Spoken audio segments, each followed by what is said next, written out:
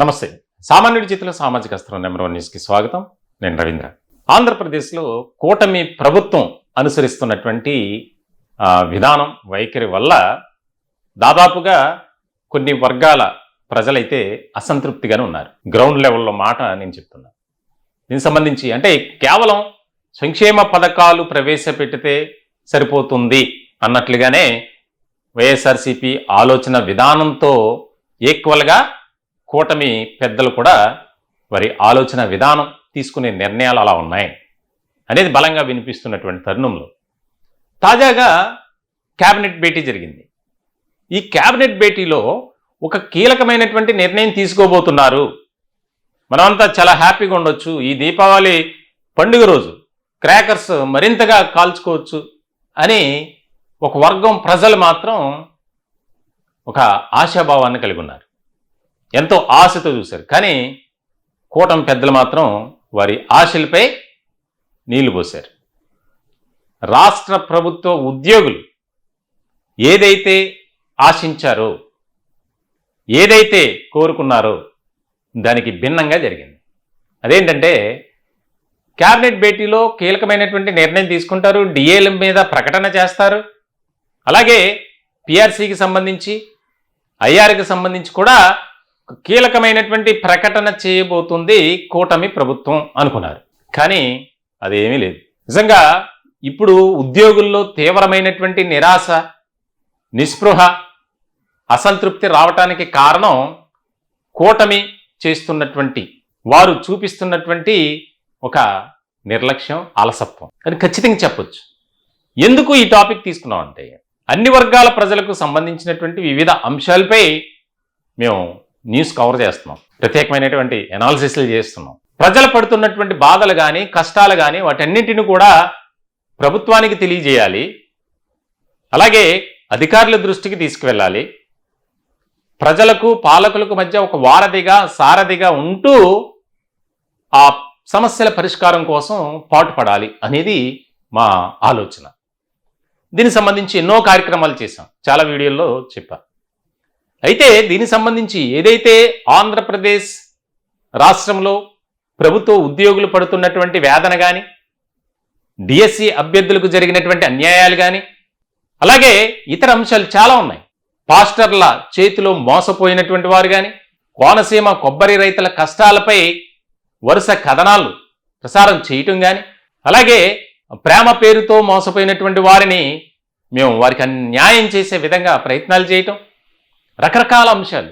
ఇక్కడ కులాలకు, మతాలకు అతీతంగా అన్ని వర్గాల ప్రజల సమస్యల పరిష్కారానికై నెంబర్ 1 న్యూస్ సామాన్యుడి చేతిలో సామాజిక అస్త్రంగా ఒక సమరశంఖం పూరించింది. పోరాటం చేస్తుంది, ఉద్యమం చేస్తుంది. ఇటువంటి క్రమంలో ఈ ఉద్యోగులకు సంబంధించినటువంటి టాపిక్ తీసుకున్నప్పుడు చాలామంది ఫోన్లు చేస్తున్నారు.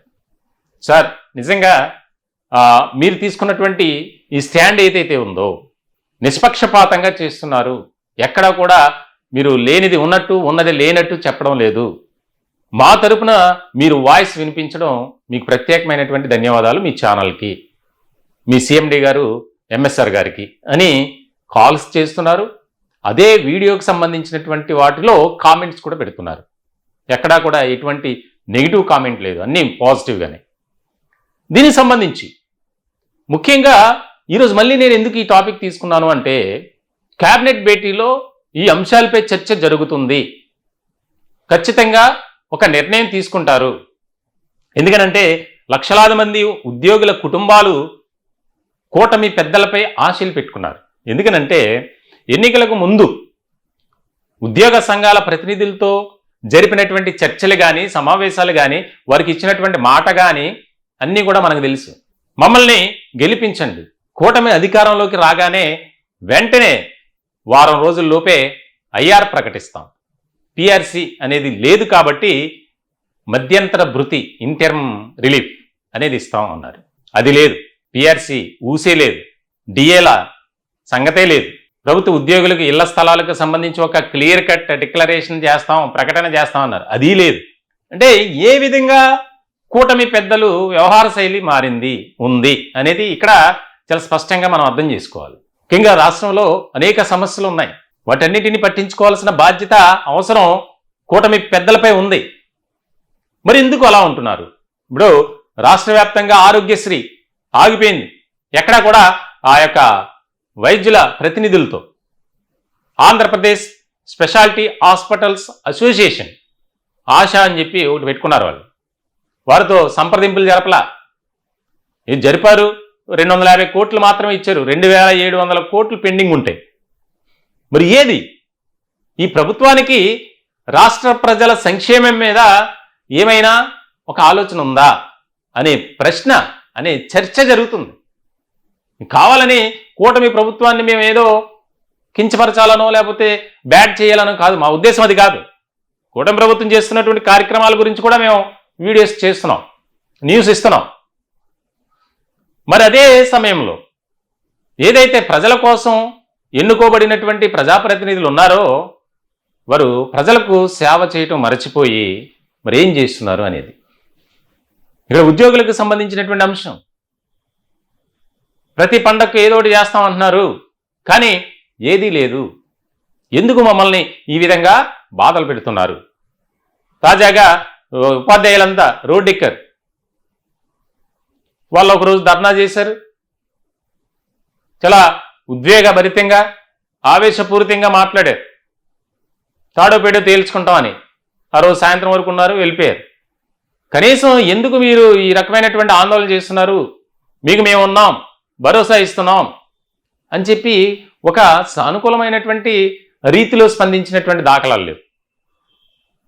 నిజంగా ఉద్యోగులు ఈ కేబినెట్ భేటీలో ఒక అంశంగా దీని మీద చర్చిస్తారు అనుకున్నారు. ఉద్యోగ సంఘాల ప్రతినిధులు వారు తప్పేమీ లేదు, వారు తిరుగుతున్నారు, మంత్రులను కలుస్తున్నారు, సిఎస్ని కలిశారు, ఉప ముఖ్యమంత్రిని కలిశారు, పవన్ కళ్యాణ్ని కలిసినప్పుడు కూడా చాలా అంశాలు ప్రస్తావనకు వచ్చాయి. నారా లోకేష్ ఆయన్ని కలిశారు, లాస్ట్కు ముఖ్యమంత్రి నారా చంద్రబాబు నాయుడు కూడా కలిశారు.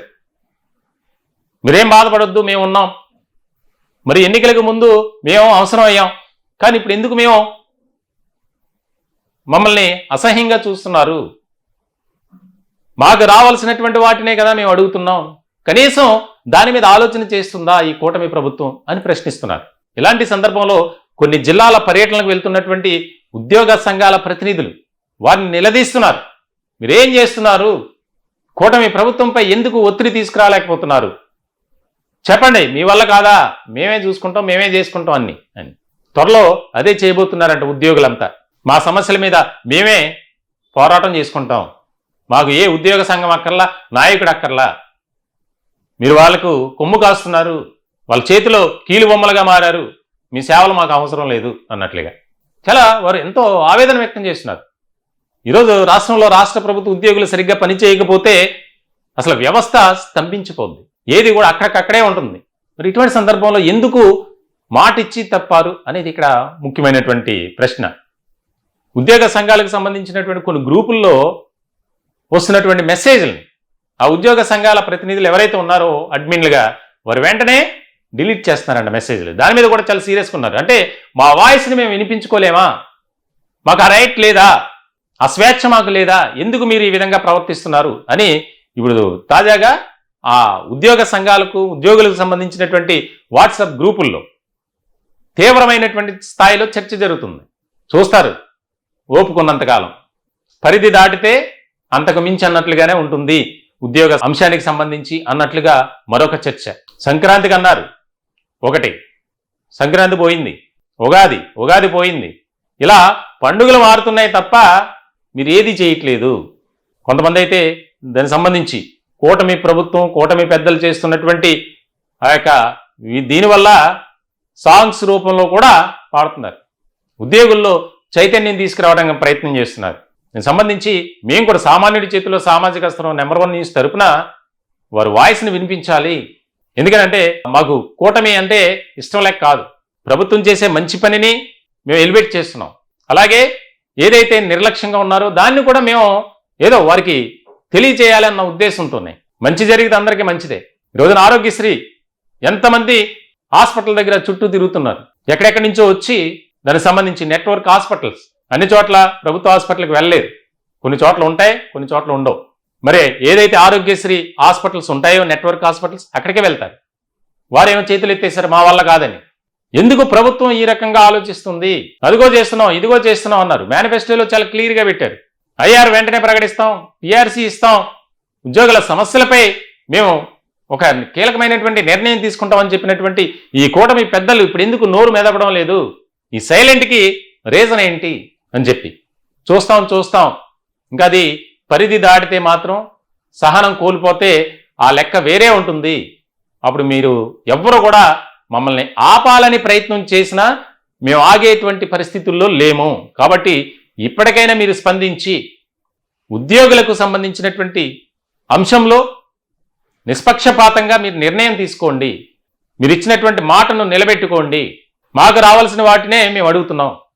ఒక దయనీయమైనటువంటి పరిస్థితి ఏంటంటే, రిటైర్డ్ అయినటువంటి ఉద్యోగులకు రావాల్సినటువంటి బెనిఫిట్స్ కూడా రావట్లా. తెలంగాణ ప్రభుత్వం కూడా అలాగే ఉంది. తాజాగా నేను ఒక వీడియో చేశాను. కంబంపాటి శ్రీనివాసరావు అనే వ్యక్తి రిటైర్డ్ అయి దాదాపుగా 6 నెలలు కావస్తుంది. అయినప్పటికీ కూడా ఇప్పటి వరకు రావాల్సినటువంటి బెనిఫిట్స్ అందలేదట. ఆయన హాస్పిటల్ బెడ్ మీద ఉండి ఒక లెటర్ అనేది రేవంత్ రెడ్డికి పంపించారు. అయ్యా నాకు న్యాయం చేయని మహాప్రభు అని. ఎంత దయనీయమైనటువంటి పరిస్థితి చూడండి. అక్కడే కాదు, ఇక్కడ అలాగే ఉంది. మరి ఎందుకు ఇలా ఉద్యోగులకు సంబంధించినటువంటి ఓట్ బ్యాంక్, ఆ కుటుంబాలకు, ఆ బంధువులకు సంబంధించినటువంటి ఓట్లన్నీ మనకు పడాలి, కానీ వారి సంక్షేమం కోసం కానీ వారి యొక్క ఏది కూడా మనం పట్టించుకోవాల్సిన అవసరం లేదు అన్నట్లుగా ప్రవర్తిస్తున్నారు. కాబట్టి ఇక మేము అయిపోయింది, సమయం అయిపోయింది, మేమేంటో మేము చూపిస్తాం, నిరూపించుకుంటాం. మీరు ఇదే రకమైనటువంటి వ్యవహారంతో ఉండండి. మీరు త్వరితగతిన దీనిపై డిస్కస్ చేసి నిర్ణయం తీసుకోకపోతే తీవ్రమైనటువంటి పరిణామాలు ఉంటాయి. మేమెంత సహనంగా ఉన్నామో మాలో ఉన్నటువంటి దాన్ని బయటికి తీసే ప్రయత్నం చేయొద్దు, దయచేసి అర్థం చేసుకోండి అనే డిమాండ్ కూడా ఎక్కువ అవుతుంది. మరి దీనికి సంబంధించి అందరూ ఆశించారు ఖచ్చితంగా కూటమిలో డిస్కషన్ వస్తుంది అని, ఖచ్చితంగా క్యాబినెట్లో డిస్కషన్ వస్తుంది దీనికి సంబంధించి అనేది భావించారు అందరూ. కానీ ఎక్కడా కూడా లేదు. దీనికి సంబంధించి గ్రూప్స్లో తిరుగుతుంది. సంక్రాంతికి ఐఆర్, ఉగాదికి పిఆర్సీ, అలాగే దసరాకి ఇళ్ల స్థలాలు, దీపావళికి పెండింగ్లో ఉన్నటువంటి డిఏలు ఒక్కటి కూడా అమలు కాల. ఆ జీపీఎఫ్ లోన్లకు సంబంధించి కానీ, ఏపీజీఎల్ఐకి సంబంధించినటువంటి వాటి మీదే ఫోకస్ పెట్టి కొంత ఉపశమనం కలిగించేలా చేసింది. అంతే తప్ప కూటమి ప్రభుత్వం అధికారంలోకి వచ్చి 15 నెలలు గడిచింది. మాకు ఆ ప్రభుత్వం వల్ల కానీ, కూటమి పెద్దల వల్ల కానీ ఒరిగిందేమీ లేదు. ఇటు రిటైర్డ్ ఎంప్లాయీస్ కూడా నానా రకాలుగా ఇబ్బందులు పడుతున్నారు. వారికి రావాల్సినటువంటి బెనిఫిట్స్ని కూడా ఆపేసింది. అలాగే ఇప్పుడు పనిచేస్తున్నటువంటి ఉద్యోగులకు, అవుట్సోర్సింగ్ ఉద్యోగులకు, టీచర్స్కు అందరికి కూడా అన్యాయం చేస్తుంది. ఇక మేము చూస్తూ ఊరుకోం అనే దాని మీద ఒక క్లియర్ కట్ సోమవారం సాయంత్రానికి దీనికి సంబంధించి ఒక కార్యాచరణ అయితే రెడీ చేస్తున్నారు. మళ్ళీ ప్రభుత్వంతో చర్చలు జరపాలా, లేదా మనం రోడ్డు ఎక్కాలా, పెన్ డౌన్ కార్యక్రమం చేయాలా అనే దాని మీద చాలా సీరియస్గా డిస్కషన్ నడుస్తున్నట. చూడాలి ఏం జరుగుతుంది. మరి దీన్ని సానుకూలంగా ఆలోచించి ఒక కీలకమైనటువంటి నిర్ణయం తీసుకోవడానికి కూటమిలో ఉన్నటువంటి పెద్దలు 3 పార్టీలు కాబట్టి, టీడీపీ, జనసేన, భారతీయ జనతా పార్టీ 3 పార్టీలు ఒక అండర్స్టాండింగ్తో ఒక నిర్ణయం తీసుకుంటారని మనం కూడా ఆశిద్దాం. అలా చేయాలి ఖచ్చితంగా. ఎందుకంటే ఎప్పటి నుంచో వెయిట్ చేస్తున్నారు. కూటమిని అధికారంలోకి తీసుకొచ్చినటువంటి దానిలో ఉద్యోగస్తుల పాత్ర కూడా, వారి కుటుంబాల పాత్ర చాలా ఉంది. కాబట్టి మరి ఎలాంటి నిర్ణయం తీసుకుంటారనేది చాలా కీలకంగా మారినటువంటి అంశం. ఈ టాపిక్ పై మీ విలువైనటువంటి అభిప్రాయాలు కామెంట్ రూపంలో తెలియజేయండి. దయచేసి మా ఛానల్ని సబ్స్క్రైబ్ చేసుకోండి. Thank you.